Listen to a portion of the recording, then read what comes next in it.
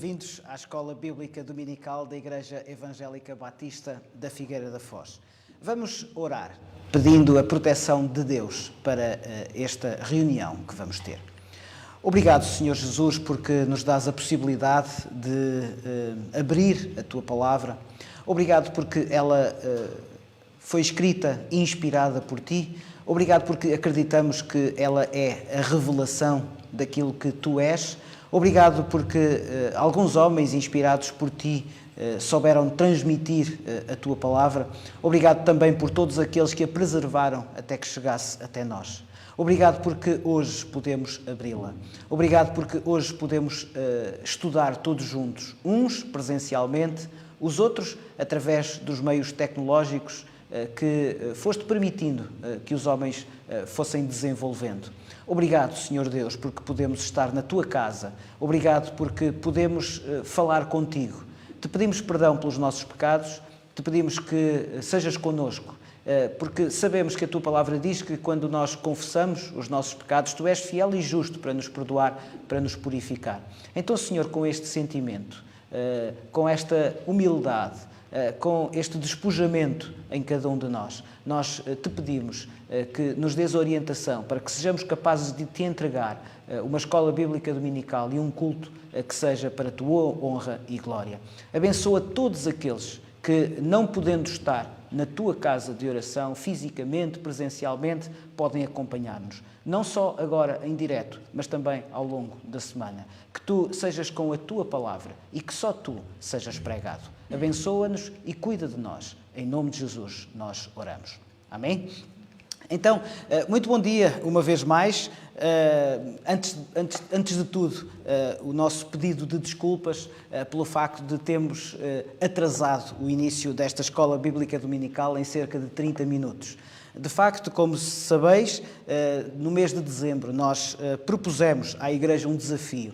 O desafio era de sermos capazes de ter meios próprios para transmitir, não só agora, durante a pandemia, mas para o futuro, as nossas reuniões, a Escola Bíblica Dominical, o culto e todos os conteúdos que nós vamos preparar para que possam ser vistos e ouvidos através dos meios tecnológicos.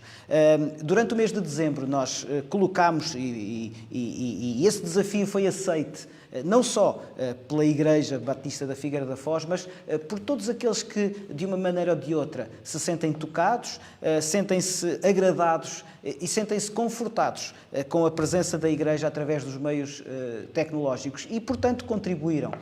Graças a Deus, e agradecemos a todos aqueles que contribuíram para que hoje nós possamos usar os meios tecnológicos da Igreja Evangélica Batista da Figueira da Foz. Não ainda todos, mas uma boa parte dos meios que estão a ser utilizados hoje já são propriedade da Igreja e ficarão para o futuro, para tudo aquilo que seja necessário e de acordo com os propósitos da Igreja. Sendo assim, nesta primeira emissão em direto, alguns problemas técnicos de última hora surgiram e por isso as nossas desculpas. Eu acredito que cada um de vós vai certamente desculpar este atraso de cerca de 30 minutos. Também agradecemos muito ao João Carlos e ao Davi por uma vez mais terem proporcionado esta transmissão e vamos então dar início à Escola Bíblica Dominical de hoje.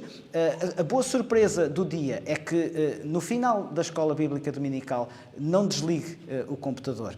Vai haver, então, continuação e, por favor, fique connosco, se assim o entender e se assim o desejar, mesmo depois do final da Escola Bíblica Dominical. E certamente depois a Paula vai apresentar mais surpresas e vamos ficar, com certeza, todos juntos. Bem-vindos, então, à lição da Escola Bíblica Dominical. Hoje é a lição número 11 de Isaías.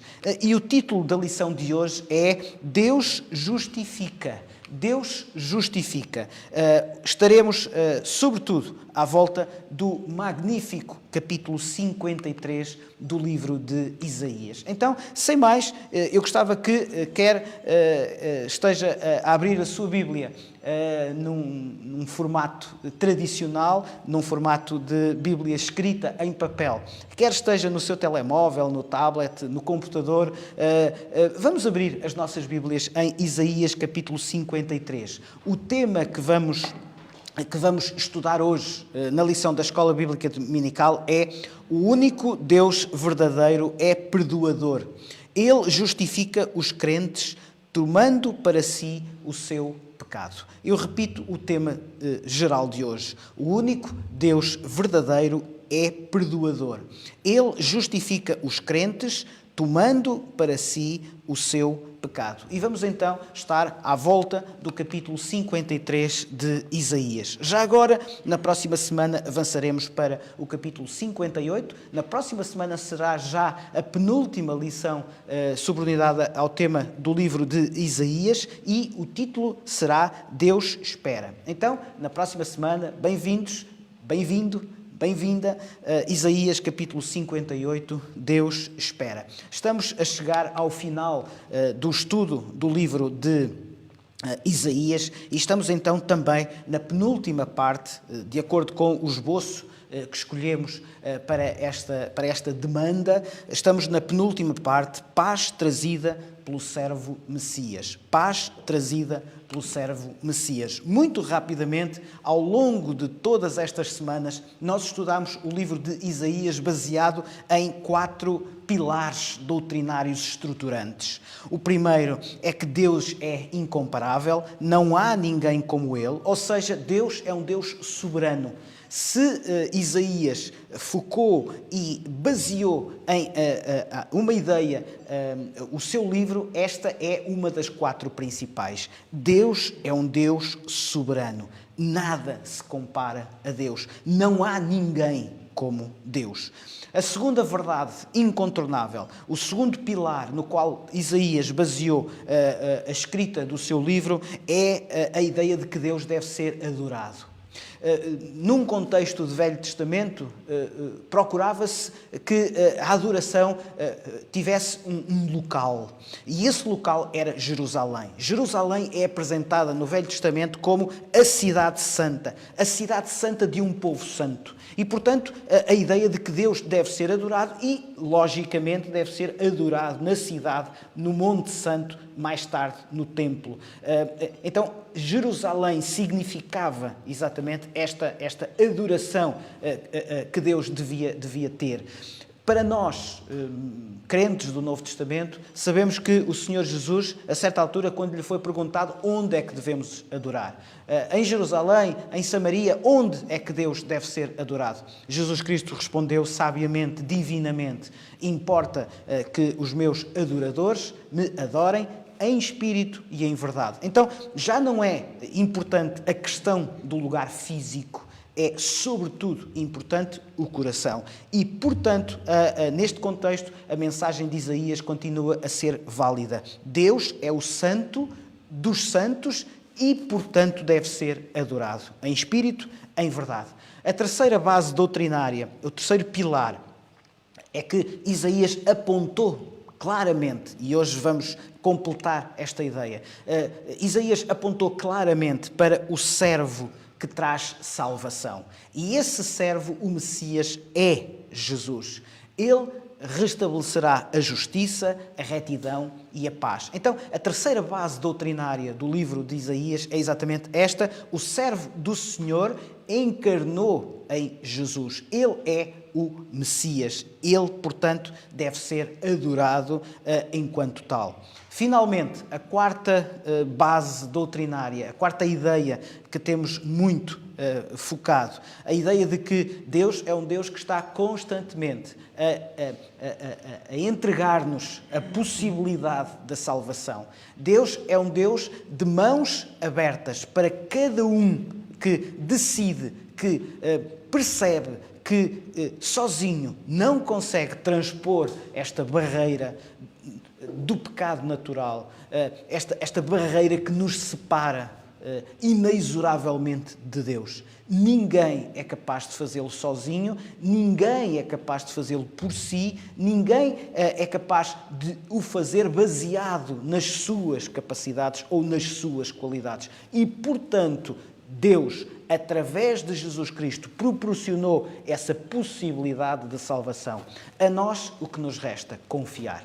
pela fé, entregarmos-nos a esta segurança que encontramos em Deus. E Deus está constantemente de braços estendidos para receber todos aqueles que decidem entregar a sua vida de acordo com a vontade de Deus. Mas também Deus, como um Deus justo, vai julgar, vai dar as consequências e atribuir as consequências a todos aqueles que não aceitaram esta salvação. E, portanto, da mesma forma que Deus é um Deus de amor, um Deus que está constantemente aberto à possibilidade de cada um se arrepender e de cada um confessar que sozinho não consegue transpor esta barreira, também é verdade que Deus vai julgar e vai condenar todos aqueles que não o aceitarem a viverem eternamente sem Deus. E esta é a quarta base doutrinária do livro de Isaías. Ora, de acordo com estas quatro bases ideológicas, doutrinárias, vamos então aproximar-nos da ideia da justificação. O título da lição de hoje é exatamente este: Deus justifica. O único Deus verdadeiro é perdoador. Ele justifica os crentes tomando para si o seu pecado. Permitam-me que e eu vou pedir que o João Carlos possa também partilhar a apresentação PowerPoint para que assim possa ser mais fácil todos nós visualizarmos de alguma maneira a ideia que vos gostaria de transmitir nesta manhã.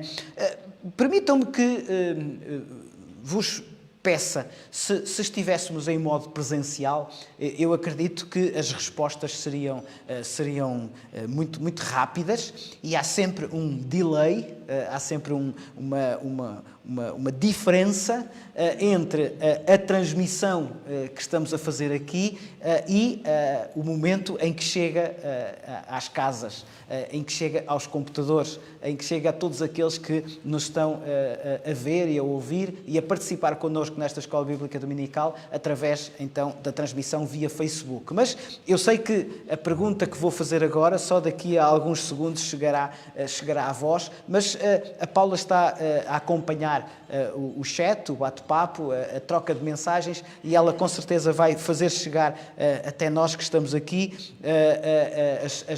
as mensagens que vão colocando. Mas pensem por alguns segundos e temos essa possibilidade, graças a Deus.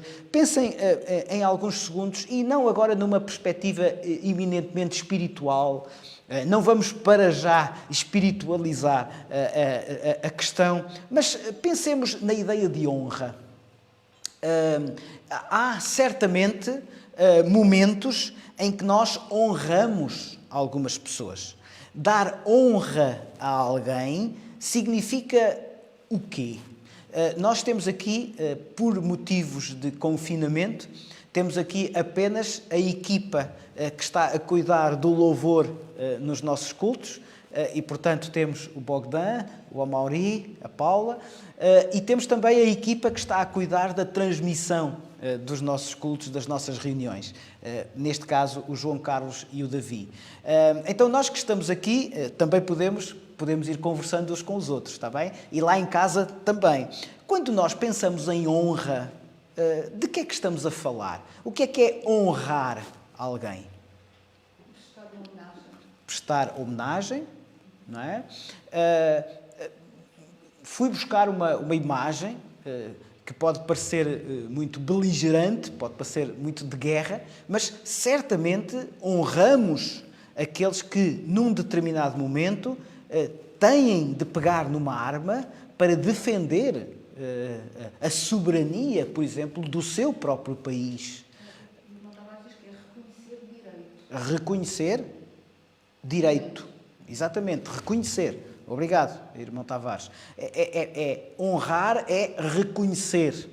Reconhecemos o esforço que alguém faz para defender uma bandeira, não é?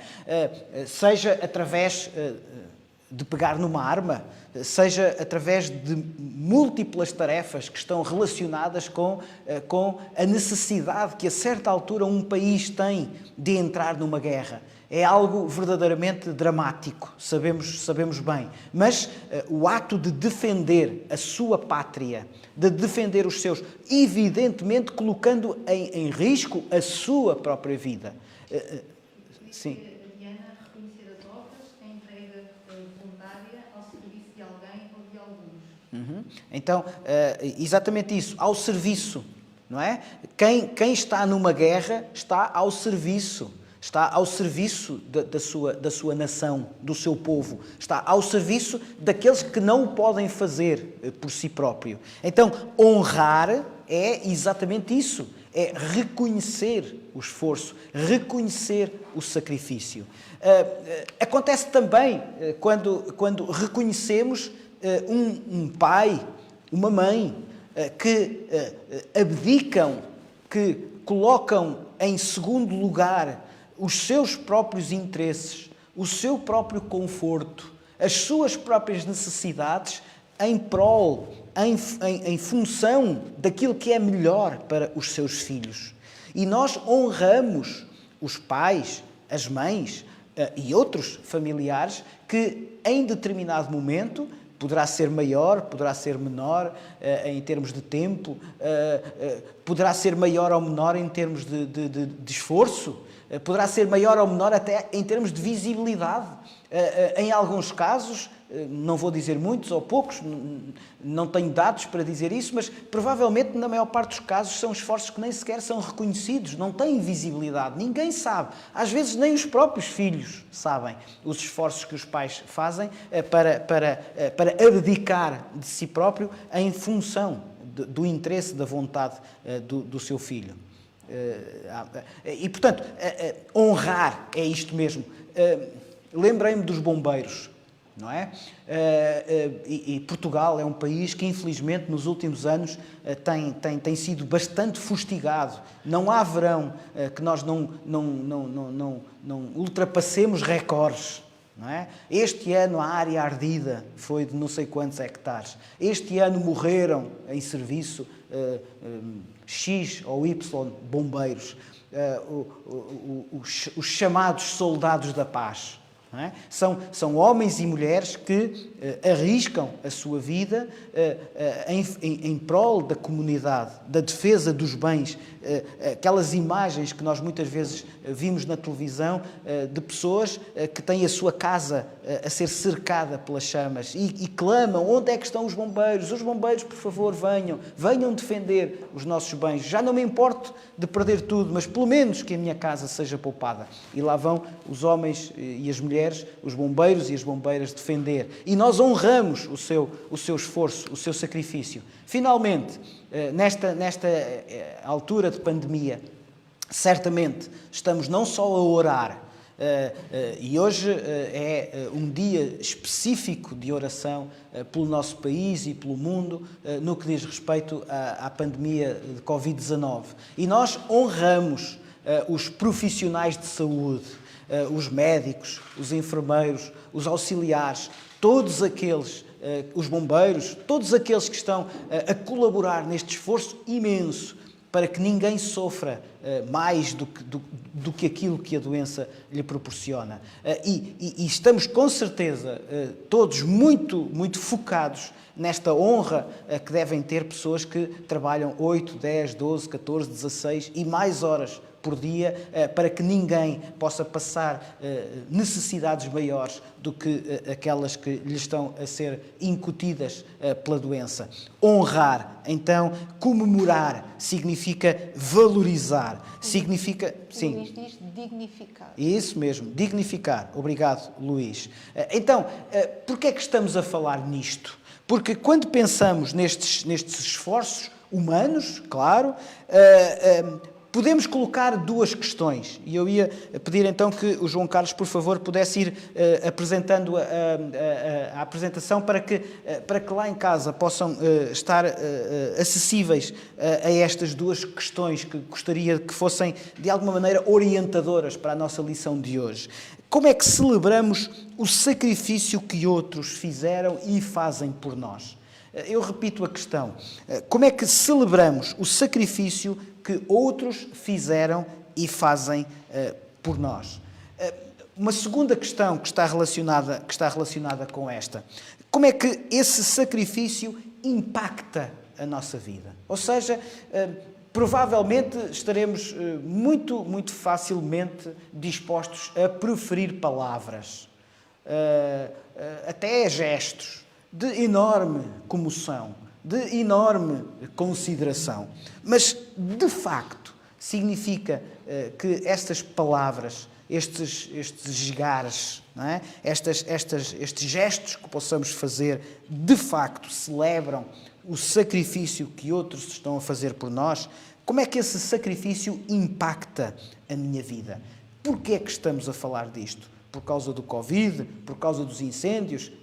Também, mas evidentemente estamos a falar numa perspectiva agora espiritual e gostaria de vos transmitir estas duas ideias fortes que vão fazer parte da lição de hoje da Escola Bíblica Dominical. Isaías falou de um servo que viria com o propósito de pagar pelo nosso pecado para podermos ter paz com Deus. É muito importante esta ideia e vamos daqui a pouco reforçar esta lógica. Jesus veio para que tenhamos paz com Deus. É bonito e é verdadeiro e certamente isso impacta a nossa vida. Tem de fazer sentido, tem de ser visível através das nossas atitudes. Se não for visível através das nossas atitudes, temos de pedir perdão e temos de reconfigurar a forma como estamos a atuar. Em segundo lugar, pela fé no servo sacrificado, encontramos perdão e restauração. Nós não só somos perdoados em Deus por Jesus Cristo, nós somos também restaurados por Jesus Cristo. E restaurado significa, então, com uma nova dimensão. Significa que passamos, por causa da justificação, nós passamos a ter uma nova natureza. Daqui a pouco vamos falar de um versículo na Bíblia que diz: as coisas velhas já passaram, eis que tudo se fez novo. Mas também aquela passagem que daqui a pouco vamos considerar que fala do homem natural e do homem espiritual. O homem natural não discerne as coisas de Deus, mas o homem espiritual, sim. Obviamente, homem e mulher. Ou seja, quando nós temos o Espírito connosco, passamos a discernir, passamos a considerar com uma perspectiva espiritual. Porquê? Porque temos Deus connosco, porque temos paz com Deus. E foi isso que o servo veio fazer, mas para isso foi preciso sofrer. Para isso foi preciso pagar o preço. Para isso foi preciso que o nosso pecado fosse na cruz, na vida de Jesus e depois na cruz, fosse suficiente para libertar-nos da escravidão desse mesmo pecado e, portanto, a nossa salvação não depende de nós, não depende daquilo que possamos fazer, não depende certamente daquilo que valemos, depende daquilo que Jesus é, e é isso que vamos, uma vez mais, estudar através do capítulo 53 de Isaías. Estamos então a aproximar-nos do fim do livro de Isaías e certamente em casa poderão ver este slide, que já não é novo, vem da lição da semana passada e fala dos 4 cânticos do servo. Então, entre os capítulos 42 e 53 de Isaías, nós temos 4 cânticos. São chamados pelos teólogos, pelos estudiosos da Bíblia, são chamados os 4 cânticos do servo. Não vou utilizar muito tempo a falar dos 3 primeiros, porque falámos deles nas 2 semanas passadas. Falámos há 2 semanas no primeiro e na semana passada do segundo e do terceiro, mas permitam-me apenas, e de uma forma bastante bastante esquemática, recuperar então alguma da informação que já foi transmitida nas 2 semanas anteriores. O primeiro cântico do servo, conforme estarão a ver na apresentação, está sobretudo no capítulo 42. Já o dissemos na semana passada, nem todos os teólogos são absolutamente consensuais em relação aos versículos, mas são consensuais em relação a esta ideia de que de facto temos a presença de 4 cânticos. Então o primeiro, no capítulo 42, versículos 1 a 40, sobretudo este primeiro cântico retrata Jesus Cristo como o Mestre.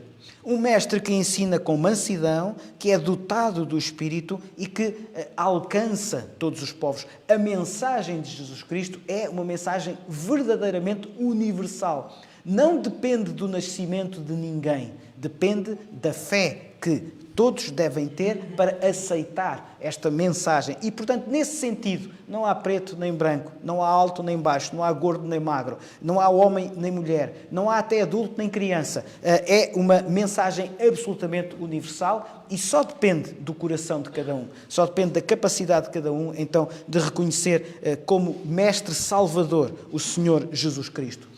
O segundo cântico do servo apresenta-o, portanto, o servo, sobretudo como um evangelista. Atos dos Apóstolos, ou do Espírito Santo, o apóstolo Paulo, capítulo 13, versículos 46 e 47, usou o versículo 6 de Isaías 49 para justificar a sua corajosa decisão de evangelizar os gentios. Então, esta ideia de que o servo que é apresentado em Isaías 49 é um servo evangelista, ou seja, tem uma mensagem salvadora, como dissemos há pouco, para todos. Em terceiro lugar, o terceiro cântico do servo, apresentado no capítulo 50 de Isaías. O servo é, sobretudo, apresentado como um discípulo. Não se pode ensinar sem primeiro ouvir e aprender. E, portanto, nós também, na nossa vida, não podemos ser como Jesus. Não podemos ambicionar esta estrada, este caminho, esta demanda pela santificação, ou seja, por tentarmos ser cada vez mais como Jesus é, sem que nos despojemos de todas as cargas que temos. E para isso, então, é preciso sermos discípulos. Quem foi o discípulo modelo? O discípulo modelo foi o Senhor Jesus. O apóstolo Paulo disse que ele, despojando-se, significa que retirando de si tudo aquilo que o envolvia, entregou-se, humilhou-se. Então, o capítulo 50 de Isaías apresenta o servo como um discípulo. Então, mestre, evangelista, discípulo, e estamos então nos capítulos 52 e 53. O último cântico do servo apresenta-o como salvador, sofredor. Já vamos ver que isto baralha a lógica do nosso mundo. Baralha a lógica do mundo há 2700 anos atrás, como baralha a lógica do mundo no tempo em que Jesus nasceu, viveu e morreu, e continua a baralhar a lógica do nosso mundo. Toda a gente estaria à espera de um Salvador Rei, de um Salvador Senhor, de um Salvador que neste contexto fosse alguém que viesse das mais altas esferas da sociedade, da posição social, política e económica do seu tempo. E, no entanto, o nascimento de Jesus foi um nascimento quase anónimo. Primeiro os pastores, depois os magos. Quase ninguém reparou que Jesus, o Salvador, tinha efetivamente nascido. Simeão, quando Jesus foi apresentado no templo também. Mas, de resto, o nascimento de Jesus foi absolutamente anónimo, discreto. Não o acontecerá a segunda vinda do Senhor Jesus. A Bíblia diz que ele virá em poder e glória. Mas a sua primeira vinda tinha de ser uma vinda enquanto sofredor, enquanto servo salvador, mas através do sofrimento. Isaías capítulo 52 e 53. E vamos então, agora sim, com esta introdução, vamos então passar para a consideração dos versículos que fazem parte do nosso roteiro para a lição de hoje. Não tenho, como é normal, a possibilidade de pedir a que os irmãos que estão presentes leiam o texto. Temos alguns irmãos, mas eu não vou pedir que eles o façam, porque provavelmente lá em casa não se ouviria bem. Então eu vou ler. E vamos ler então todos juntos Isaías capítulo 53, versículos 1, 2 e 3. Eu vou ler em voz alta. Quem creu na nossa pregação e a quem foi revelado o braço do Senhor, porque foi subindo como renovo perante ele e como raiz de uma terra seca. Não tinha aparência nem formosura. Olhámo-lo, mas nenhuma beleza havia que nos agradasse. Era desprezado e o mais rejeitado entre os homens. Homem de dores e que sabe o que é padecer. E como um de quem os homens escondem o rosto, era desprezado e dele não fizemos caso. É certamente uma passagem incomodativa. É uma passagem que nos ajuda a refletir acerca de como vemos Deus, de como vemos a atuação de Deus. Permitam-me que vos apresente de uma forma bastante esquemática, mas que vos apresente as perguntas que Isaías faz no início deste capítulo 53. Muito provavelmente, como sabemos, os autores não escreveram os textos bíblicos inspirados divididos por capítulos e por versículos. Escreveram de acordo com a sua própria forma de escrita, inspirados por Deus, mas de acordo com a sua forma de escrita. No original não estava dividido da forma como nós temos hoje.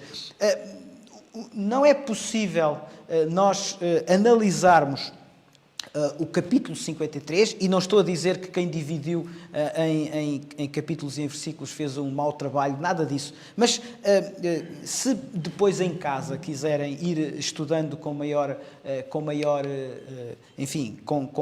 cuidado este capítulo 53, eu iria sugerir que não fizesse sem ler o capítulo 52. Ou seja, é muito difícil compreender a lógica que Isaías nos quer transmitir no capítulo 53 sem percebermos o capítulo 52 e sem lermos o capítulo 52. Nós não temos tempo para o fazer hoje, aqui, mas sugiro que o possa fazer em casa. O capítulo 52 começa com um alerta: desperta, desperta, reveste-te.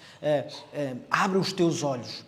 E o capítulo 53, na sequência do versículo 13 do capítulo 52, diz: eis que o meu servo. Então, apresenta o servo e procederá, diz o versículo 13 do capítulo 12, procederá com prudência.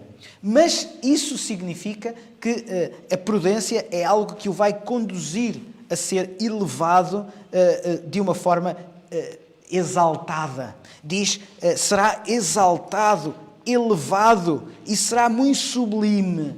Mas para isso é preciso considerar perguntas que são inquietantes. Daquelas perguntas que são quase um murro no estômago. São daquelas perguntas que nos fazem parar e pensar alto, que preciso de considerar aquilo que me está a ser perguntado. A primeira pergunta é: quem creu na nossa pregação? Quem creu na nossa pregação? A segunda é: a quem foi revelado o braço do Senhor? É muito interessante que este capítulo, que foi escrito cerca de, mais ano, menos ano, mas estamos a falar em cerca de 700 anos antes do nascimento de Jesus, nascimento e a vida terrena de Jesus, é um notável registro das últimas horas de Jesus antes e durante o processo de crucificação. este relato de Isaías encaixa perfeitamente. Foi letra a letra cumprido com Jesus durante a sua crucificação. Eu não resisto a que possamos abrir as nossas Bíblias em 1 de Pedro. Vamos agora um pouco só para percebermos de que é que estamos a falar. 1 de Pedro, capítulo 2, versículos 21 a 25. Vamos ler, então, a primeira carta do apóstolo Pedro, capítulo 2, versículos 21 e 25. Diz assim: porquanto para isto mesmo fostes chamados, pois que também Cristo sofreu em vosso lugar, deixando-vos exemplo para seguirdes os seus passos, o qual não cometeu pecado, nem dolo algum se achou em sua boca. Pois ele, quando ultrajado, não revidava com ultraje. Quando maltratado, não fazia ameaças, mas entregava-se àquele que julga retamente, carregando ele mesmo em seu corpo sobre o madeiro os nossos pecados, para que nós, mortos para os pecados, vivamos para a justiça. Por suas chagas fostes sarados, porque estáveis desgarrados, como ovelhas. Agora, porém, vos converteste ao pastor e bispo da vossa alma.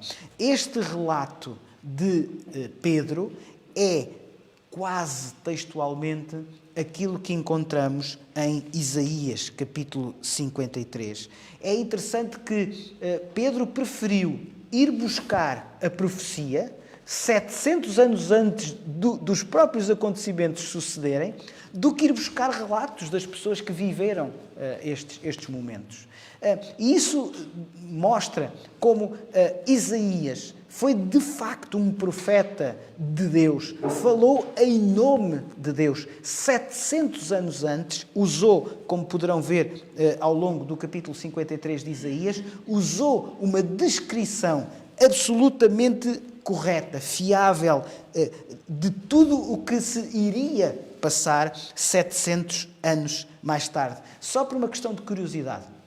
Não sei se alguns de vós estarão a tirar alguma nota, mas se estiverem a tomar alguma nota desta Escola Bíblica Dominical, fica aqui uma ou duas notas muito interessantes que depois poderão confirmar. 7 citações deste capítulo são feitas no Novo Testamento à pessoa de Jesus Cristo. 7. Ou seja, no Novo Testamento, 7 vezes esta passagem é relacionada com o próprio Senhor Jesus Cristo no Novo Testamento. Mais outra nota. 8 vezes neste capítulo, só neste capítulo, a expiação, a doutrina da expiação vicária resume a expressão, resume aquilo que está dito em 2 Coríntios, capítulo 5 e versículo 21. Vamos abrir, uma vez mais, no Novo Testamento. Segunda carta do apóstolo Paulo aos Coríntios, capítulo 5 e versículo 21. Vamos, assim, muito rapidamente perceber como a Escritura está absolutamente coerente entre si. Aquele que não conheceu pecado, ele o fez pecado por nós, para que nele fôssemos feitos justiça de Deus. Está aqui apresentada, então, a doutrina da justificação. E o apóstolo Paulo resumiu em apenas algumas palavras este capítulo 53, de forma que neste capítulo, por 8 vezes, é referida esta doutrina da justificação que depois, no Novo Testamento, o apóstolo Paulo vai ordenar, digamos assim, vai teologizar no Novo Testamento. Ora, estamos então em face de um capítulo em que nos é apresentado, e gostava que lá em casa pudessem também ir acompanhando esta apresentação, gostava de vos apresentar o capítulo 53, tendo em conta duas ações. Uma delas é ouvir. E nós sabemos que o ouvir é algo que faz parte das nossas vidas. Nós ouvimos É muito interessante quando um bebé nasce, nos primeiros momentos, nos primeiros meses de vida de um bebé, é muito interessante perceber a forma como ele reage à audição. Quando ele começa a perceber o que é que significa algumas palavras, até quando começa a perceber que o seu choro produz efeito, não é? E quando começa a perceber que quanto mais chorar, mais rapidamente, em princípio, as suas necessidades, ou pelo menos aquilo que pensará, será satisfeito. Esta capacidade de ouvir acompanha-nos durante a vida. Mas quando nós pensamos e quando nós olhamos e quando verificamos que o texto bíblico nos apresenta esta ideia da audição, não é uma audição apenas no sentido do ato de ouvir. É algo que implica outra coisa. É acreditar. Ou seja, não é necessariamente aquilo que nós ouvimos. Porquê? Porque o capítulo 53 fala de ouvir e não acreditar. E isso é, infelizmente, comum. 700 anos depois de Isaías escrever estas palavras, isso aconteceu com o Senhor Jesus. Quantos ouviram as palavras de Jesus? Quantos acreditaram nas palavras de Jesus? Dito de outra forma, 2000 anos depois do Senhor Jesus, quantos ouvem as palavras de Jesus? Quantos de facto acreditam nas palavras do Senhor Jesus? E isto não é novo. Isaías apresentou exatamente esta ideia no início do capítulo 53. A primeira pergunta, a tal primeira das perguntas impactantes, daquelas perguntas que vão ao âmago, é: quem creu em nossa pregação? Reparem, não é quem ouviu apenas, é quem ouviu e acreditou na nossa pregação, na minha pregação. Quem de facto cumpre aquilo, a incredulidade, a cegueira, a incapacidade de perceber a revelação do Senhor, de Deus. Para nós, homens espirituais, isto parece incrível. Como é que tanta gente à nossa volta é capaz de viver, é capaz de achar que vive de uma forma feliz, sem olhar para aquilo que é espiritual, sem olhar para as coisas de Deus, sem considerar na sua vida a grande responsabilidade que é estar a ouvir, estar-lhe a ser apresentada a salvação e por qualquer razão não acreditar, porque a minha cientificidade não o permite, porque ninguém ainda conseguiu responder a todas as minhas perguntas, porque a Bíblia foi escrita por homens, porque a Bíblia contém erros, porque eu vejo à minha volta pessoas que vão à igreja e afinal não vivem de acordo com aquilo que dizem. As desculpas para não considerar Deus na sua vida são imensas. Porque agora não tenho tempo. Porque um dia, se calhar, vou pensar nisso. A pergunta do capítulo 53 é exatamente esta: quem creu na nossa pregação? E, portanto, infelizmente, há um conjunto de pessoas que ouvem, mas não acreditam. Que ouvem, mas não praticam. Acontecia 700 anos antes do Senhor Jesus, aconteceu no tempo do Senhor Jesus e acontece agora, nos nossos dias. Eventualmente teremos, acredito que temos, pessoas na nossa família que continuam a não acreditar.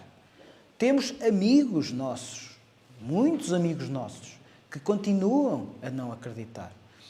E a pergunta é esta: então, e como é que eu vou atuar de acordo com isto? Vamos ver uma outra atitude antes de respondermos a esta questão. Há uma outra atitude, que é ver sem acreditar. Ou seja, nós podemos estar a ver Deus atuar e ainda assim não acreditar. Uma coisa é ouvir e não acreditar. Outra coisa é ver sem acreditar. Dir-me-ão assim, no tempo de Isaías era mais fácil ver Deus atuar. Deus atuava através dos seus profetas. Quando nós pensamos em Elias, quando nós pensamos em Eliseu, quando nós pensamos até em Davi, se eu estivesse lá, com certeza que ao ver um minorca, como era Davi, com uma funda, faça um colosso, como era Golias, com 2 metros e muito de altura, um poderoso homem, e se eu visse a forma como Davi atuou em relação a Golias, aí certamente eu acreditaria. Mas Deus deixou de atuar no nosso mundo. Esta é uma afirmação que nós ouvimos muito. Se Deus de facto existisse, então a pobreza desapareceria, a fome não aconteceria, a doença não estaria como está. Onde é que está Deus no nosso mundo? Quando há corrupção, quando nós sabemos que em muitos países os próprios líderes ficam com os recursos para si, com grandes contas bancárias no estrangeiro, e os seus concidadãos morrem, ou há fome, ou de malária, ou de qualquer outra forma. Como é que nós podemos compreender que Deus está a atuar no mundo?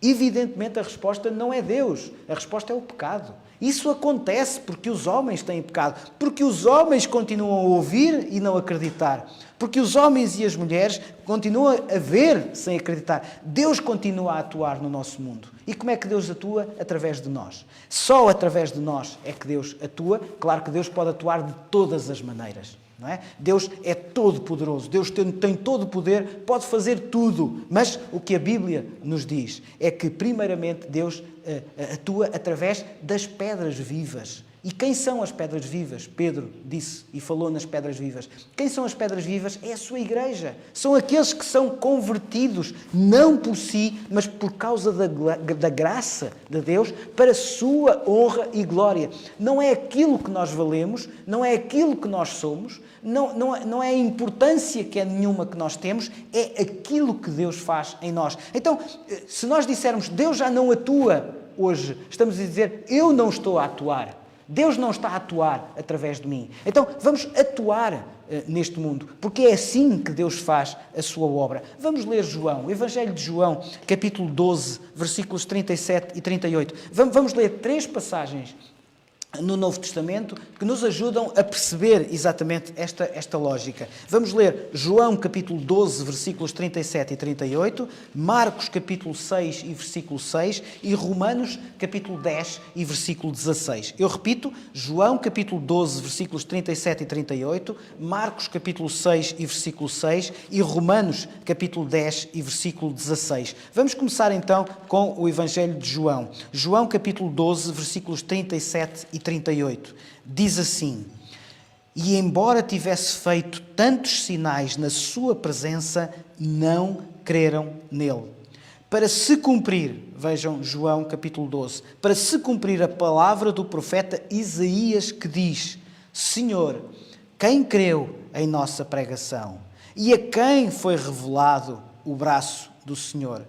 Se repararem, o versículo 39 e 40 continua com citações de Isaías, dizendo mesmo, por isso não podiam crer, porque Isaías disse ainda, cegou-lhes os olhos, endureceu-lhes o coração, para que não vejam com os olhos, nem entendam com o coração, e se convertam e sejam por mim curados. Versículo 41, isto disse Isaías, porque viu a glória dele e falou a seu respeito. Quem creu em nossa pregação? Então, uma das atitudes que é, infelizmente, ainda muito atual do nosso mundo, são aqueles que ouvem e não acreditam. Marcos, vamos agora para outro evangelho, Marcos capítulo 6. Marcos capítulo 6 e versículo 6. Diz assim: admirou-se da incredulidade deles. Contudo, percorria as aldeias circunvizinhas a ensinar.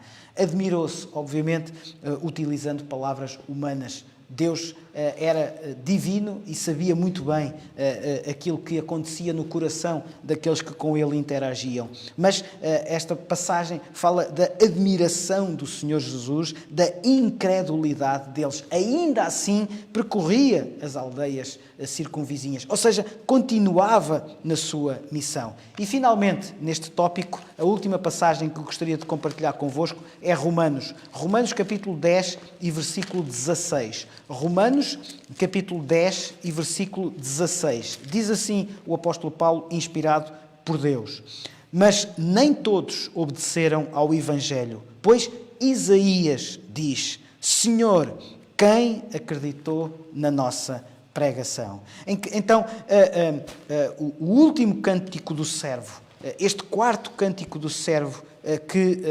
Isaías nos está a apresentar, fala desta confirmação do servo como o Messias que, por causa do seu sofrimento, por causa daquilo que fez por nós, muito mais do que exclamações de desânimo e de surpresa, são a confirmação destas duas atitudes, que por um lado há quem ouça e não acredite, por outro lado há quem veja e continue a não acreditar. Ainda assim, vamos ler Isaías capítulo 52 e versículo 10, e por isso eu disse que não podemos compreender o capítulo 53 sem o relacionarmos, sem o ligarmos, sem lermos primeiro neste sentido, de forma unida, o capítulo 52. No versículo 10 do capítulo 52 diz assim: o Senhor desnudou o seu santo braço à vista de todas as nações, e todos os confins da terra verão a salvação do nosso Deus. Ou seja, apesar desta incredulidade de muitos, Deus continuará a proporcionar que através de um renovo, através, como diz o capítulo 53, através de Jesus, seja possível, ainda assim, que alguns acreditem. E vamos passar, então, à parte final desta lógica. E muito rapidamente gostaria de vos apresentar Isaías capítulo 11, versículo 10. Vamos recuar um pouco ainda no livro de Isaías, mas gostaria que lêssemos todos juntos o capítulo 11 e versículo 10 de Isaías. Isaías capítulo 11 e versículo 10. Diz assim a palavra de Deus: naquele dia recorrerão as nações à raiz de Jessé, que está posta por estandarte dos povos. A glória lhe será a morada. Ora, evidentemente, quem conhece alguma coisa das Escrituras sabe relacionar. Quem foi Jessé? Jessé foi o pai de Davi. Então, o que é a raiz de Jessé? A raiz de Jessé é, através, humanamente, de Davi, a ligação ao Senhor Jesus. Agora, se repararmos, quando o profeta, neste caso o juiz, mas o homem de Deus, que foi à casa de Davi com a missão, lembram-se certamente desta notável história de Samuel, quando foi à casa de Jessé e disse: eu gostaria de falar com o teu filho. O que é que aconteceu? Foram apresentando a Samuel todos os filhos. Não é? Desde o mais velho, do primogênito, provavelmente aquele que seria o mais interessante do ponto de vista físico e até aquele que receberia a primogenitura. Portanto, foram apresentando um a um os filhos de Jessé. Mas Samuel não estava contente, evidentemente, ele sabia que não era nenhum daqueles. Mas não tens mais nenhum? Temos um, mas anda no campo.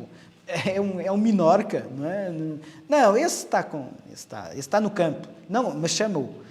Então, vejam como Deus atua não de acordo com os olhos humanos, não de acordo com as convenções sociais, políticas, económicas, morais. de uma determinada época. Deus atua de acordo com a sua visão e com a sua vontade. E disse, vai buscar aquele é que é o escolhido. Da raiz de Jessé. Quando Jesus nasceu, como ontem estudámos, e estamos a estudar ao sábado à tarde, e desde já também fica o convite para que possa juntar-se a nós. É muito fácil, é só enviar um e-mail para o endereço que até pode passar agora em rodapé, iebfigfoz@gmail.com. Basta que aceda a esse endereço de e-mail e diga: eu quero participar no estudo do Evangelho de Mateus, e com certeza que será muito bem-vindo, será muito bem-vinda. O nosso objetivo é que o grupo vá crescendo, porque assim vamos melhor estudando a Palavra de Deus e vamos melhor aplicando a Palavra de Deus nas nossas vidas. Então, ontem estudámos exatamente esta ideia. O nascimento de Jesus baralhou, desculpem esta palavra se calhar pouco ortodoxa em termos doutrinários, mas o nascimento de Jesus baralhou as convenções sociais todas. Jesus não nasceu em Jerusalém, Jesus nasceu em Belém, mas os pais escolhidos de Jesus não eram de Belém, eram de Nazaré. Então, vejam como Deus, para que a sua profecia fosse cumprida, e através de Isaías nós sabemos que o nascimento de Jesus estava predito que seria em Belém. Os próprios contemporâneos, os sábios, os doutores da lei, sabiam a profecia. Mas Jesus nasceu efetivamente em Belém e ninguém acreditou. O nascimento de Jesus baralhou todas as convenções. Ora, vejam como em Isaías, este renovo apresentado em Isaías capítulo 11, versículo 10, também baralha as convenções de Jessé, através de Davi. Mas o que é que diz? Diz que da raiz que sai de uma terra seca. No versículo 3 de Isaías, capítulo 53, vamos agora de novo voltar ao capítulo 53 de Isaías, nós temos um relato de Jesus, e gostaria que o João Carlos pudesse apresentar este slide que preparei enfim, de uma forma muito esquemática, mas é uma boa forma de nós percebermos como toda a vida de Jesus foi uma vida de sacrifício. Uma vida de não aceitação. Nós hoje gostamos muito de ser bem aceites. Eu acredito que não há ninguém que não goste de ser bem aceite. E acredito que não há ninguém que goste de ser bem aceite por todos. A certa altura, eventualmente, haverá momentos na vida em que sejamos obrigados a considerar que é impossível ser bem aceito por todos. Ainda assim, deve ser uma nossa preocupação, se quisermos um objetivo, ser bem aceites. Quando nós olhamos para a vida de Jesus, evidentemente a sua mensagem alcançou muitos milhares, e nós sabemos que muitas pessoas foram alcançadas e vários milhares de pessoas seguiam a partir de certa altura quase diariamente Jesus. Em algumas circunstâncias ele teve de se refugiar, teve de se esconder da multidão em algumas alturas específicas, mas isso significa que a sua mensagem alcançou muitos. É verdade que, se calhar, haveria alguns que andariam atrás de Jesus com outras intenções, mas isso agora não interessa. Claro que a mensagem de Jesus alcançou, mas certamente não alcançou nem toda a gente, nem, muitas vezes, aqueles que tinham poder económico, poder social, poder até religioso. A vida de Jesus, e eu tive a oportunidade de elaborar alguns tópicos, certamente faltarão aí muitos outros, mas tive a oportunidade de elaborar alguns tópicos para percebermos que a vida de Jesus foi uma vida de constante hostilidade. Jesus não foi popular. Quando nós olhamos para o versículo 3 do capítulo 53 de Isaías, percebemos um pouco isto. Era desprezado. Daqui a pouco, muito sucintamente, muito telegraficamente, vamos referir o que é que cada uma destas expressões quer dizer. Mas era desprezado. Vejam esta expressão. E nós acreditamos nas Escrituras. Diz, o mais rejeitado entre os homens. homem de dores, que sabe o que é padecer. E como um de quem os homens escondem o rosto, era desprezado, vejam, dele não fizemos caso. Dele não fizemos caso. Mais, diz que não tinha aparência, não tinha formosura. Olhámo-lo, mas nenhuma beleza havia que nos agradasse. Eu não sei se gostaríamos que este relato fosse aplicado a nós próprios. Não sei como é que nós convivemos com esta descrição. Jesus habitou entre nós. Vamos ler no versículo 1 de João, o Evangelho de João, vamos um pouco agora de novo ao Novo Testamento. Nós estamos a terminar, vamos com quase uma hora de Escola Bíblica Dominical e temos ainda mais surpresas ao longo desta manhã, que daqui a pouco serão reveladas, mas Evangelho de João, capítulo 1 e versículo 14. E o Verbo se fez carne e habitou entre nós, cheio de graça e de verdade, e vimos a sua glória, glória como do unigênito do Pai. Então, ele habitou entre nós, João, capítulo 1, versículo 14. Mas habitou entre nós como? Como é que foi a sua estadia entre nós? Esquematicamente, telegraficamente, só mesmo por tópicos, porque o tempo vai avançando inexoravelmente. Depois, eventualmente, em casa estão, mas durante a semana poderão verificar e integrar estas passagens bíblicas que estão a ser projetadas. Marcos capítulo 2 e versículo 16. Jesus habitou entre nós, identificando-se com pecadores, indo à casa de pecadores, convivendo com pessoas que, à partida, não seriam bem vistas nos círculos religiosos. Marcos capítulo 3 e versículo 22, Jesus habitou entre nós, mas sabia o que era viver num mundo perdido. Jesus habitou entre nós, João capítulo 1, versículos 11 a 13, e o seu povo rejeitou-o, como vimos há pouco. Marcos capítulo 13 e versículo 21. Jesus habitou entre nós, mas a sua própria família achava que ele estava fora de si. Marcos capítulo 3, versículo 21. Verifiquem as Escrituras. Marcos capítulo 14 e versículo 50. Os seus próprios discípulos abandonaram-no. João capítulo 18.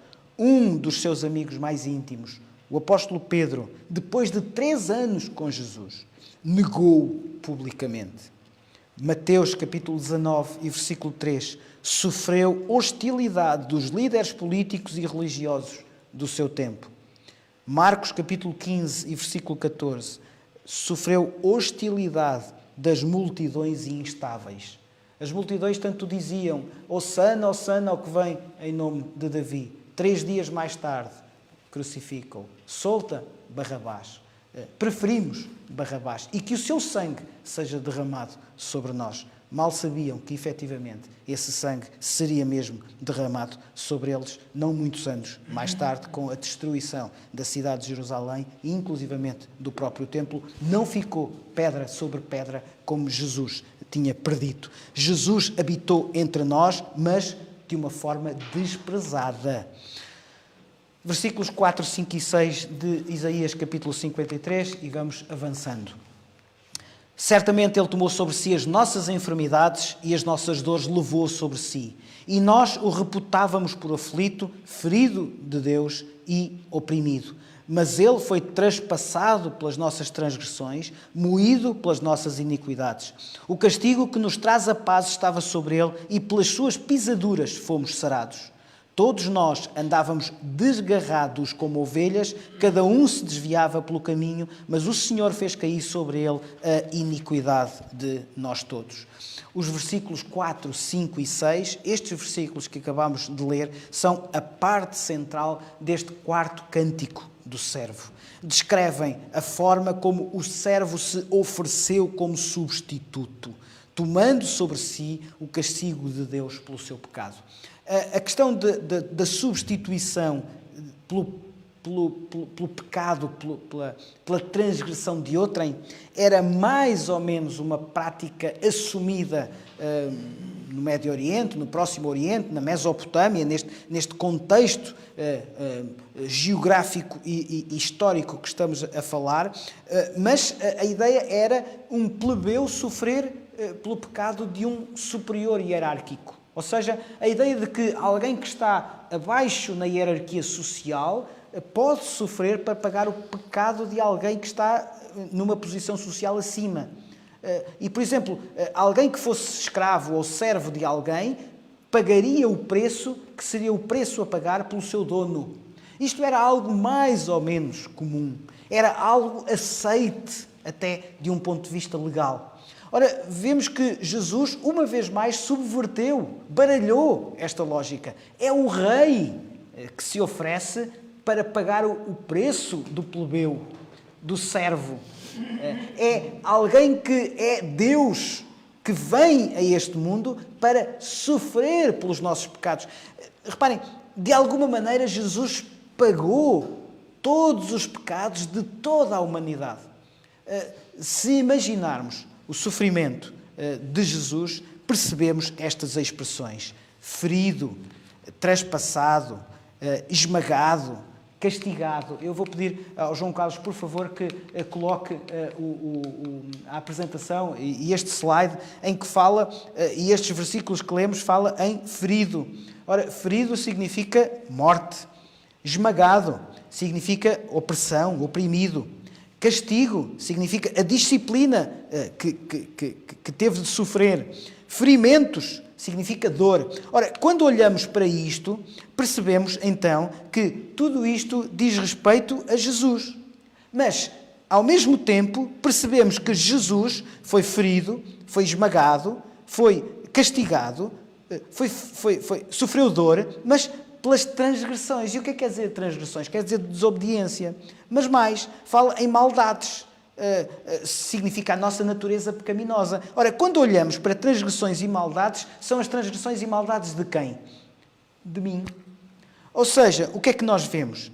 Vemos que Jesus foi ferido, foi esmagado, foi castigado, sofreu dor pelas minhas transgressões. Ou seja, pela minha desobediência. Foi ferido, esmagado, castigado, sofreu dor pelas minhas maldades. Quando olhamos para isto, percebemos que estamos a falar de algo que vai ao encontro de uma capacidade que nós temos, que é escolher. Transgressões, desobediência, tem a ver sobretudo pelas escolhas que eu faço ao longo da minha vida. Eu escolho, e muitas vezes eu escolho de uma forma transgressora. Eu escolho transgredir, podemos dizer assim. Por outro lado, as maldades têm a ver sobretudo com a nossa natureza pecaminosa, com aquilo que naturalmente está em nós. Naturalmente, por causa do pecado, nós temos então uma natureza pecaminosa. Sendo assim, eu era culpado. Deus é o substituto. Jesus é o substituto.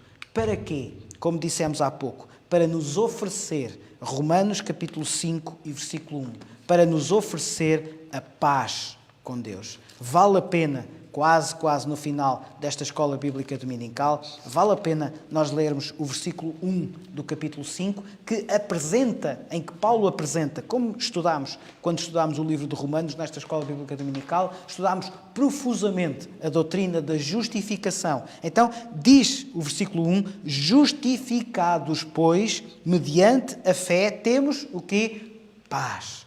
Paz com Deus, por meio de nosso Senhor Jesus Cristo. E esta paz não significa que estamos livres do sofrimento, não significa que nós daqui para a frente já não temos dor, mas significa que, apesar do sofrimento, apesar da dor, Jesus Cristo disse: no mundo tereis aflições, mas tende bom ânimo, eu venci o mundo. E a mensagem que Isaías estava a transmitir é exatamente esta. Significa que nós podemos ter paz com Deus através do sacrifício substitutivo do servo Jesus. Finalmente, vamos então mesmo para o fim. Versículos 7 a 12. Isaías, capítulo 53, versículos 7 a 12. Ele foi oprimido e humilhado, mas não abriu a boca.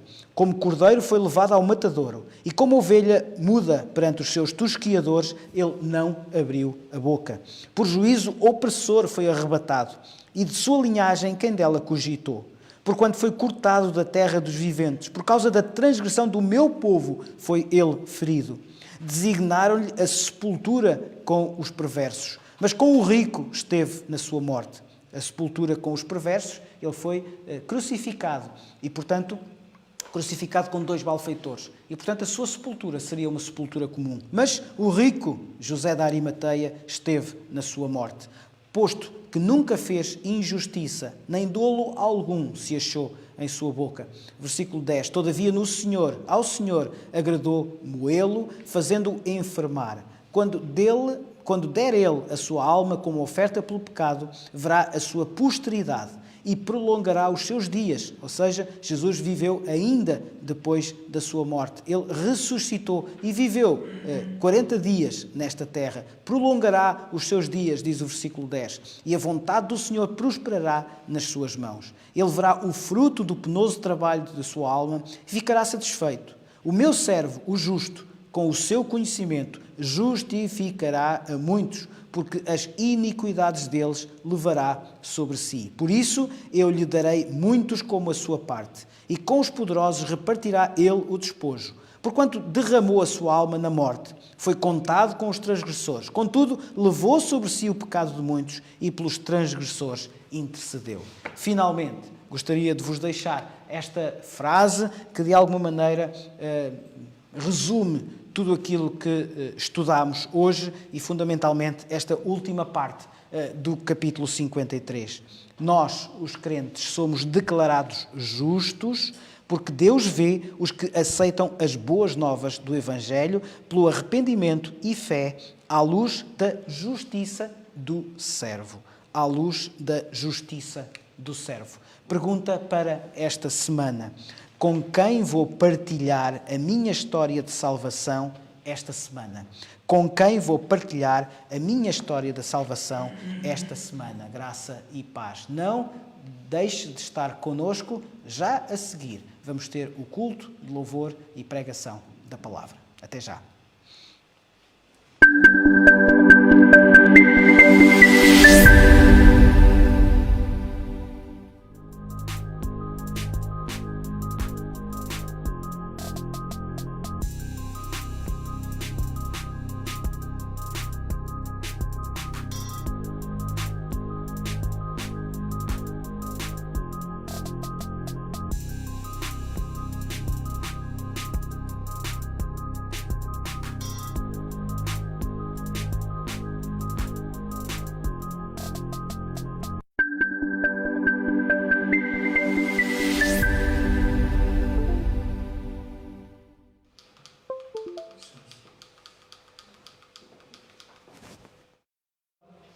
Bom dia a todos os que nos estão a ver lá em casa.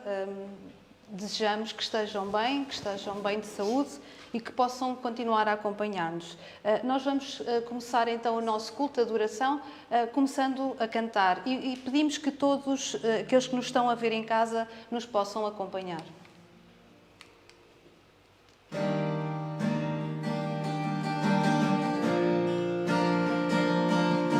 Bênção e honra. No problem.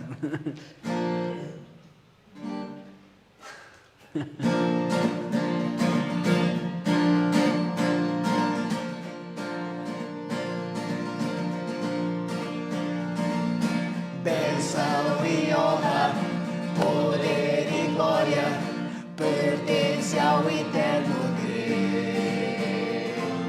Todos os povos, criação sua, adorai ao eterno Deus.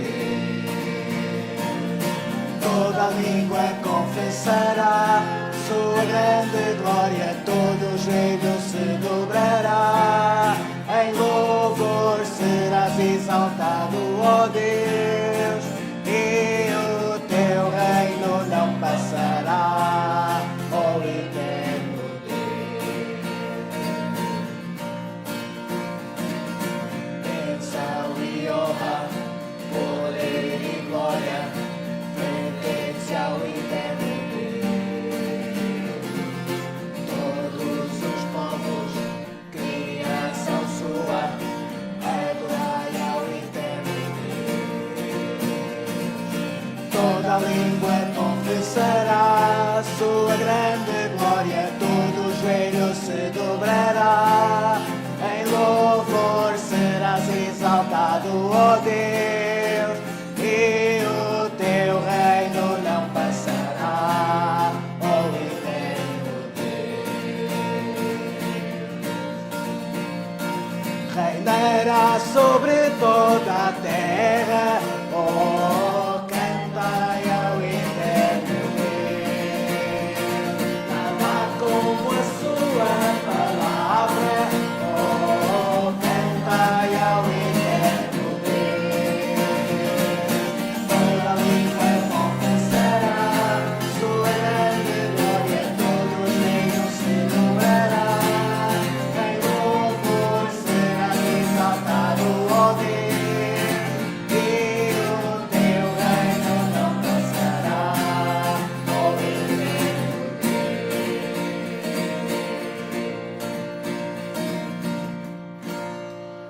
Neste momento nós vamos pedir ao nosso irmão Amaury que nos possa dirigir numa palavra de oração e não vamos esquecer aquelas pessoas por quem nós temos orado e vamos relembrar alguns nomes para que também em casa possam apontar nos vossos corações e possam também durante esta semana que se aproxima, possam também orar. Lembramos então a nossa irmã Arminda, que continua a padecer, também o nosso querido irmão Joca, que está a precisar também das nossas orações. Lembramos também a irmã Odete, o Cal, que, no Brasil, que também está a passar por momentos difíceis. Pedimos também ao Amaury que possa pedir a bênção do Senhor para o culto que vai seguir e para a pregação. Senhor, meu Deus e Pai Celestial, nós agradecemos ao Senhor, Pai, pela oportunidade que temos, em Deus, de professar a nossa fé em Ti, de estarmos aqui neste momento, Pai, estar louvando e bendizendo o Teu nome, Pai, para participar dessa escola dominical, para ouvir a palavra do Senhor Deus que será ministrada em instantes. Ó Deus eterno, a irmã Paula citou alguns nomes que, em especial para o Senhor Deus, precisam da Tua ação, Senhor. Pessoas que estão necessitadas de Ti, ó Pai, nós intercedemos por essas pessoas, ó Pai. Agradecemos pelos irmãos que estão neste momento nos acompanhando e sabemos também, Senhor, que vários irmãos estão impedidos dessa oportunidade de estar acompanhando. Que eles possam, ó Pai, em algum momento ainda ter essa oportunidade. Pedimos ao Senhor que esteja com os enfermos, pedimos ao Senhor, ó Deus, que o Senhor esteja nos livrando de todo mal, Pai. Pai eterno, é uma honra estar aqui com os irmãos. Eu peço a Ti, ó Deus, que esteja sempre nos proporcionando isso. Também, Pai Santo, agradeço pela minha família, agradeço pelas demais famílias da nossa igreja e eu peço ao Senhor perdão pelas minhas falhas, reconheço a minha condição de pecador e nós carecemos da Tua misericórdia, Senhor. Sabemos que tudo, Senhor Deus, não passa despercebido aos Seus olhos. Obrigado por tudo, em nome de Jesus. Amém. Amém. Nós queremos, como igreja, enviar um abraço especial ao irmão Fernando, que perdeu a sua esposa e neste momento, obviamente, se encontra triste e nós enviamos então o abraço de toda a igreja. Eu vou pedir ao João Carlos que nos possa ler no Evangelho de João, capítulo 15, dos versos 7 a 12. vós estiverdes em mim e as minhas palavras estiverem em vós, pedireis tudo o que quiserdes e vos será feito. Nisto é glorificado meu Pai, que deis muito fruto, e assim sereis meus discípulos. Como o Pai me amou, também eu vos amei a vós. Permanecei no meu amor. Se guardares os meus mandamentos, permanecereis no meu amor. Do mesmo modo que eu tenho guardado os mandamentos de meu Pai e permaneço no seu amor. Tenho-vos dito isto para que o meu gozo permaneça em vós e o vosso gozo seja completo. O meu mandamento é este, que vos ameis uns aos outros, assim como eu vos amei. Nós temos andado a estudar nas nossas pregações a relação entre a Escritura e a nossa vida. E nesta passagem nós podemos perceber a importância de mantermos um relacionamento pessoal com Deus. Se nós mantivermos esta intimidade com Deus, obviamente nós iremos dar muito fruto. E esta passagem fica como preparação para a pregação que se seguirá. Nós continuamos também na nossa missão, que é fazer Deus sorrir. Este slogan foi escolhido,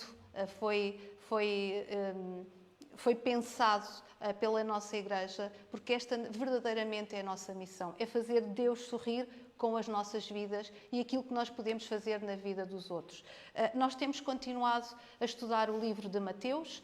Ontem, cerca de 21 pessoas estiveram a estudar durante cerca de 1h30, 2 horas, o livro de Mateus. Também é uma boa oportunidade para nós nos reencontrarmos ao final de uma semana de trabalho. A escola dominical continua a ser trabalhada, continua a ser apresentada. Também as histórias da avó Madalena continuam a ser publicadas. Poderão visitar estas histórias e ouvir estas histórias tanto no canal no YouTube como na página no Facebook, e também o nosso boletim, que é publicado semanalmente na página do Facebook e também é impresso e distribuído por todos aqueles que gostam de ter em suporte de papel o nosso boletim. Nós continuamos então no YouTube. Todas as pessoas que queiram rever as nossas pregações, a escola dominical, as histórias bíblicas da avó Madalena, poderão fazê-lo no YouTube, poderão também visitar a página do Facebook e também poderão entrar em contato connosco através do endereço de e-mail que se encontra também neste slide e passará em nota de rodapé. Nós dependemos das vossas ofertas, a Igreja depende das vossas ofertas e, portanto, deixamos para todos aqueles que queiram contribuir connosco, para os membros da Igreja que estão em casa possam continuar a contribuir, deixamos também o IBAN para que possam fazer as vossas ofertas. E porque estamos a estudar a importância e a relação da Palavra de Deus na nossa vida e de que forma é que ela pode transformar a nossa vida, nós hoje trouxemos um coro novo. Nós vamos cantar e eu pedia que estivessem atentos e pudessem acompanhar-nos aí em casa à letra. Pensem e meditem na importância das Sagradas Escrituras. Vamos então cantar.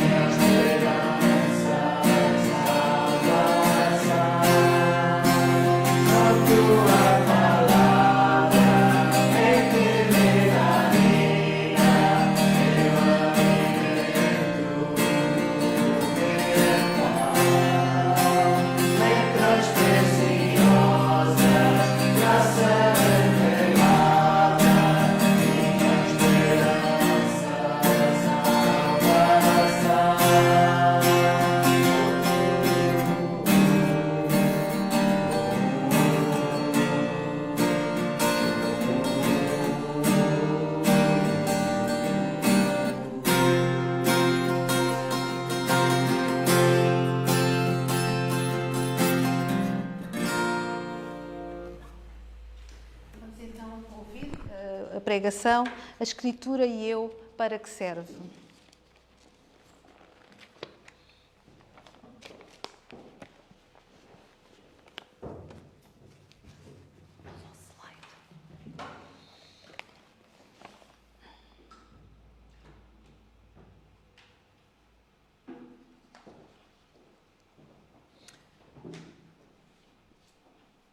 Apesar, então, de a Igreja Evangélica Batista da Figueira da Foz ter decidido, depois de muita ponderação, suspender os cultos presenciais, ainda que obedecendo a todas as regras da Direção-Geral de Saúde, como o estávamos a fazer, apesar disso, então, procurámos ir ao encontro das expectativas e vamos continuar a providenciar não só o estudo da lição da Escola Bíblica Dominical, mas também o culto de louvor e adoração e também algumas reflexões, neste caso, durante o mês de janeiro, subordinadas ao tema A Escritura e Eu. Toda a Escritura é inspirada por Deus e serve para ensinar, convencer, corrigir e educar, segundo a vontade de Deus, a fim de que quem serve a Deus seja perfeito e esteja pronto para fazer tudo o que é bom. Segundo a Timóteo, capítulo 3, versículos 16 e 17. O tema de hoje, para que serve? Como memorizar a Escritura. Dedicamos este mês de janeiro de um dos anos mais difíceis das nossas vidas à palavra, a qual para nós cristãos é a revelação de Deus, útil ainda para quem está à procura de Deus o encontrar. A Bíblia deve ser por nós conhecida. Esforço-me para que eles sejam fortalecidos em seu coração, estejam unidos em amor e alcancem toda a riqueza do pleno conhecimento, a fim de conhecerem plenamente o mistério de Deus, a saber, Cristo. Nele estão escondidos todos os tesouros da sabedoria e do conhecimento. Colossenses, capítulo 2, versículos 2 e 3. Então, em primeiro lugar, a Bíblia deve ser por nós conhecida. Em segundo lugar, a Bíblia deve ser por nós pregada. Vocês, porém, são geração eleita, sacerdócio real, nação santa, povo exclusivo de Deus, para anunciar as grandezas daquele que os chamou das trevas para a sua maravilhosa luz. 1 de Pedro, capítulo 2 e versículo 9. A Bíblia deve ser por nós conhecida. A Bíblia deve ser por nós pregada. A Bíblia deve ser por nós vivida. Fui crucificado com Cristo. Assim, já não sou eu quem vive, mas Cristo vive em mim. A vida que agora vivo no corpo, vivo pela fé no Filho de Deus, que me amou e se entregou por mim. Gálatas, capítulo 2, versículo 20. A Bíblia deve ser por nós conhecida. A Bíblia deve ser por nós pregada. A Bíblia deve ser por nós vivida. Ao longo deste mês, temos refletido sobre como ouvir, ler, estudar, meditar e memorizar hoje e aplicar e praticar no próximo domingo. 2 Timóteo capítulo 3, versículo 17, tendo em conta aquilo que lemos há pouco. Assim, que Deus nos continue a guiar e a orientar, a fim de que quem ama e quem serve a Deus seja perfeito e esteja pronto para fazer tudo o que é bom. Eu repito, 2 Timóteo capítulo 3, versículo 17, a fim de que quem serve a Deus seja perfeito e esteja pronto para fazer tudo o que é bom. Memorizar as Escrituras. Memorizar as Escrituras é uma responsabilidade de cada cristão. Guarda os meus mandamentos e viverás. Guarda o meu ensinamento como a menina dos teus olhos. Usa-os como adorno nos teus dedos e grava-os no teu coração. Provérbios capítulo 7, versículos 2 e 3. Porque é que memorizar as Escrituras é uma responsabilidade de cada cristão? Em primeiro lugar, por uma questão de testemunho, estando sempre preparados para responder a todo aquele que vos pedir razão da esperança que há em vós. 1 Pedro, capítulo 3, versículo 15. Estando sempre preparados para responder. Então, em primeiro lugar, memorizar as Escrituras é uma responsabilidade de cada cristão por uma questão de testemunho. Em segundo lugar, por uma questão de crescimento espiritual. 2 Timóteo capítulo 3, versículo 17, conforme o que lemos há pouco, a fim de que quem serve a Deus seja perfeito e esteja pronto para fazer tudo o que é bom. Porque é que memorizar as Escrituras é uma responsabilidade de cada cristão, por uma questão de testemunho, mas também por uma questão de crescimento espiritual. E, finalmente, memorizar as Escrituras é uma responsabilidade de cada cristão por uma questão de vitória sobre o pecado. Salmos capítulo 119, versículos 10 a 13. Eu te busco de todo o coração. Não permitas que eu me desvie dos teus mandamentos. Guardei no coração a tua palavra para não pecar contra ti.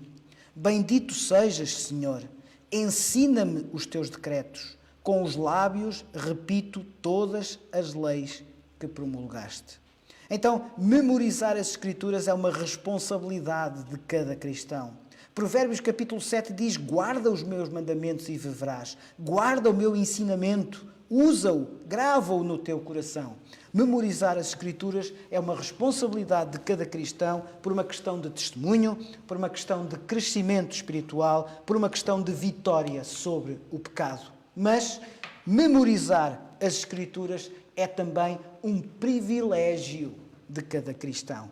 Não é só uma responsabilidade, é também uma questão de privilégio. E porquê? Por 4 razões fundamentais.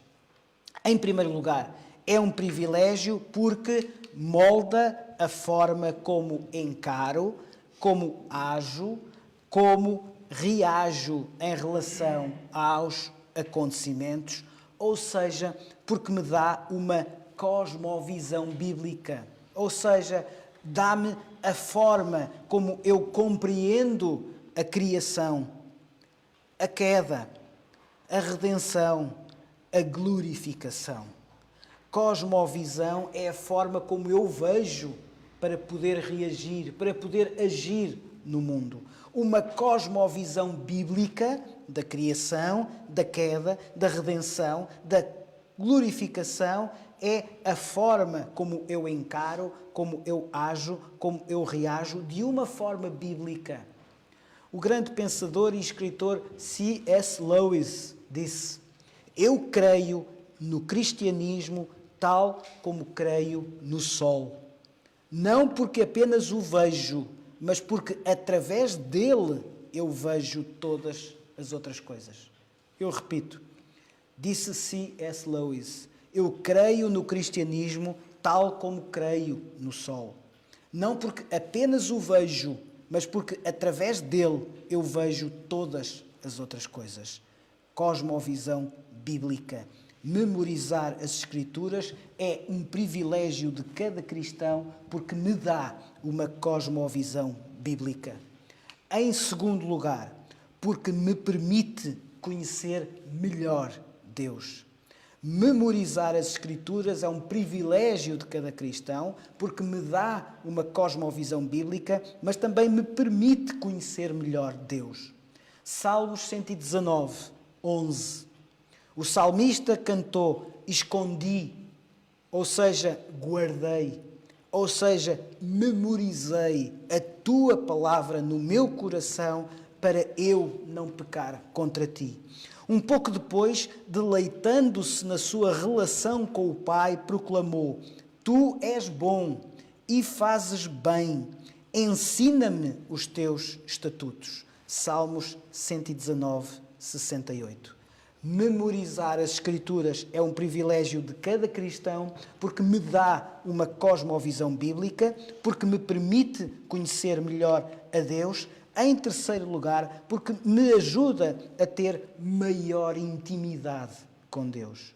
Porque me ajuda a ter maior intimidade com Deus. Nos momentos de tentação, nos momentos de desilusão, nos momentos de necessidade, podemos dizer como o profeta, Jeremias capítulo 15 e versículo 16, as tuas palavras encheram o meu coração de alegria e de felicidade. Estamos a viver momentos de tentação? Estamos a viver momentos de desilusão? Estamos a viver momentos de necessidade? Jeremias disse: as tuas palavras encheram o meu coração de alegria e de felicidade. Memorizar as Escrituras ajuda-me a ter maior intimidade com Deus. A intimidade com Deus dá-nos o foco. A lei que me deste significa mais para mim do que todo o dinheiro do mundo. A lei que me deste significa mais para mim do que todo o dinheiro do mundo. Disse algum pensador atual? Não. Disse o salmista. Salmos capítulo 119 e versículo 72. Como há pouco foi lido, Jesus disse: se vós estiverdes em mim e as minhas palavras estiverem em vós, pedireis tudo o que quiseres e vos será feito. Nisto é glorificado meu Pai, que deis muito fruto, e assim sereis meus discípulos. Como o Pai me amou, também eu vos amei a vós. Permanecei no meu amor. Se guardardes os meus mandamentos, permanecereis no meu amor. Do mesmo modo que eu tenho guardado os mandamentos de meu Pai e permaneço no seu amor. Tenho-vos dito isto para que o meu gozo permaneça em vós e o vosso gozo seja completo.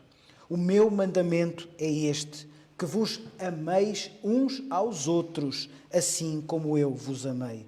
O meu mandamento é este, que vos ameis uns aos outros, assim como eu vos amei. João, capítulo 15, versículos 7 a 12. Então, memorizar as Escrituras é uma responsabilidade de cada cristão, porque, por uma questão de testemunho, por uma questão de crescimento espiritual, por uma questão de vitória sobre o pecado. Mas memorizar as Escrituras é também um privilégio de cada cristão. Porquê? Porque me permite conhecer melhor Deus, porque me dá uma cosmovisão bíblica, porque me ajuda a ter maior intimidade com Deus e, em quarto lugar, como disse há pouco, porque a Bíblia nos dá um padrão de medida pelo qual podemos diferenciar a verdade do engano. Há muitos ensinamentos falsos ao nosso redor, mas a Bíblia diz-nos como Deus é. Então, por estas razões, nós podemos acreditar que é uma responsabilidade de cada cristão memorizar as Escrituras, mas também é um privilégio de cada cristão memorizar as Escrituras. Permitam-me que termine da seguinte forma. Segundo o relatório Visual Networking Index, desculpa o meu inglês, Bogdan, da Cisco, sobre o tráfego global de dados móveis 2016-2021. Em 2021, ou seja, este ano, haverá no mundo mais telemóveis, 5 bilhões e meio. Eu sei que há uma diferença entre 5,5 milhões e 5 bilhões e meio. Desculpem o meu desconhecimento da matemática. Ficará pelos 5,500 milhões do que contas bancárias. Mais telemóvel no mundo, mais telemóveis do que contas bancárias. Mais telemóveis do que pessoas com água canalizada. Mais telemóveis do que pessoas com linha de telefone fixo. 5 bilhões e meio de telemóveis utilizáveis no mundo em 2021. Ora, já imaginou o que aconteceria se tratasse a sua Bíblia como trata o seu telemóvel? E se sempre transportasse a sua Bíblia no bolso ou na mala? E se olhasse para a sua Bíblia várias vezes ao dia, como faz com o seu telemóvel? E se voltasse para ir à procura dela quando se esquece dela em casa, no carro e no escritório, como faz com o seu telemóvel? E se usasse a Bíblia para enviar mensagens aos amigos? E se tratasse a sua Bíblia como se não pudesse viver sem ela? E se a desse como presente no Natal? E se a usasse quando viaja? E se lançasse mão dela em caso de emergência? Ainda, ao contrário do telemóvel, a Bíblia nunca fica sem sinal. Não é preciso preocupar-se com falta de saldo, porque Jesus já pagou a conta e os seus créditos não têm fim. E por último, o melhor de tudo, nunca cai a ligação. A carga da sua bateria é para toda a vida. Porque assim como descem a chuva e a neve dos céus e para lá não tornam, sem que primeiro reguem a terra e a fecundam e a façam brotar, para dar semente ao semeador e pão ao que come, assim será a palavra que sair da minha boca. Não voltará para mim vazia, mas fará o que me apraz e prosperará naquilo para que a designei. Isaías, capítulo 55, versículos 10 e 11. Graça e paz.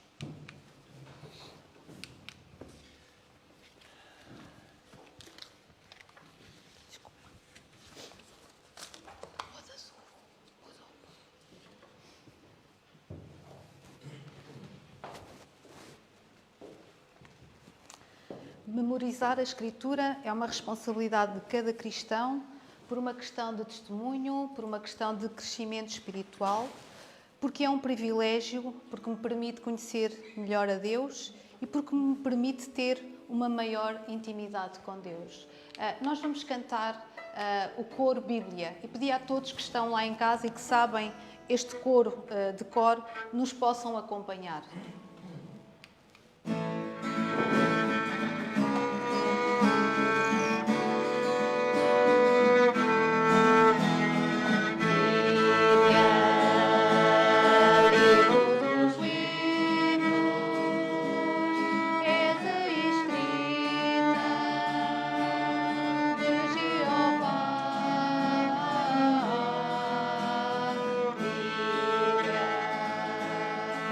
Por mim.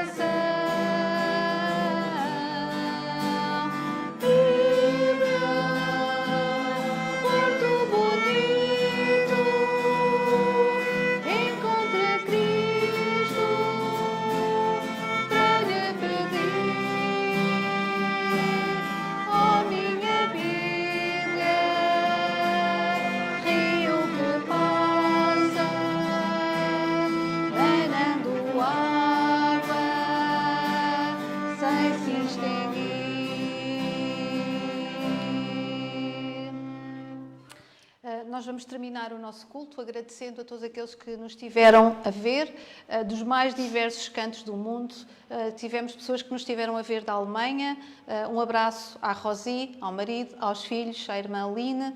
Também do Brasil, diversas pessoas nos acompanham semanalmente também. Do Luxemburgo, uma grande comunidade. Dos Estados Unidos e das mais diversas partes do nosso país. Nós vamos pedir ao nosso irmão Amaury que nos possa despedir numa palavra de oração, pedindo a bênção para esta semana que se aproxima. Até para a semana. Senhor, meu Deus e Pai, neste momento, ó Pai Santo, nós estamos encerrando o nosso culto. Agradecemos, Senhor Deus, pelos irmãos da equipe técnica que estão fazendo, ó Pai, esse sinal chegar aos nossos irmãos em casa pelas redes sociais. E, Senhor Deus, nós sabemos que pelo fuso horário, em vários locais do mundo, estão iniciando também os trabalhos que o Senhor possa estar abençoando. Cada igreja, Senhor Deus, que está com as portas abertas neste momento, para estar transmitindo, Senhor Deus, a Tua palavra a todas as pessoas. Sim, seja. Sabemos também, Senhor Deus, que muitos irmãos estão espalhados pelo mundo, levando a Tua palavra e tem a dificuldade, Senhor Deus, pela forma com que os governos, pela forma, Senhor Deus, com que é impedida, Senhor Deus, a entrada da Tua palavra nesses locais. Pedimos ao Senhor que esteja quebrantando os corações, Senhor Deus, das pessoas que precisam da salvação, precisam de ouvir a Tua palavra. Agradecemos, Senhor Deus, pela mensagem que foi ministrada e, Senhor, que realmente nós possamos dar a importância à Tua palavra, a importância à Bíblia, como nós damos aos nossos telemóveis. Senhor Deus, isso nos conceda uma semana agradável, em nome de Jesus. Amém. Amém. Graça e paz.